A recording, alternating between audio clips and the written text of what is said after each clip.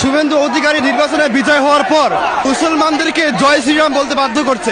মার গাড়িয়েছে এই পাগল ছাগলেরা কি কয়। মোদীকে ক্ষমতা থেকে নামিয়ে আমরা ভারতে ইসলামী পতাকা উদ্দিন করবো ইনশাআল্লাহ। শোন মাগ মারানি ল্যান্ডে ফকির, আমাদের মোদিজির সাথে লাগিস না। শুভেন্দু এবং নরেন্দ্র মোদী অতি দ্রুত এই আগ্রাসন বন্ধ করুক, না হলে বাংলাদেশের জনগণ সে গাজওয়াতুল হিন্দের ডাক দিবে, ভারতকে স্বাধীন করে টুকরো টুকরো করে দেবে ইনশাআল্লাহ। শোন ফকির মাগির দল, ভারত তোদেরকে কিভাবে পোদ মারলো।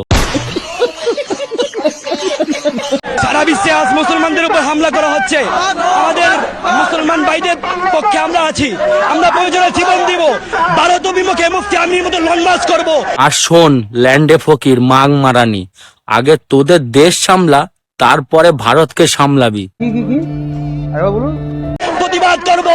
ভারতের নির্বাচনের পর আমরা যে দেখতে পাচ্ছি যে পশ্চিমবঙ্গে শুভেন্দু অধিকারী নির্বাচনে বিজয় হওয়ার পর উগ্র হিন্দুবাদীরা মুসলমানদের উপর এমন আক্রমণ শুরু করেছে।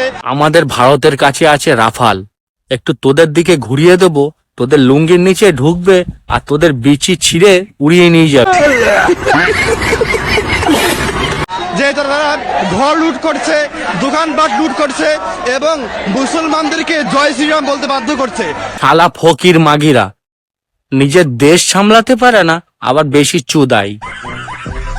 অর্থাৎ একটা রিপাবলিক এবং ডেমোক্রেটিক রাষ্ট্রের মধ্যে কিভাবে এই জঙ্গিবাদী মাতাচারা দিয়ে উঠছে, আমরা এর সুষ্ঠু বিচার চাই। শোন, তোদের মতো ফকির মাগিরদের জন্য তোদের দেশ না গাধার গাড়ি চলে গেল। জয় শ্রীরাম।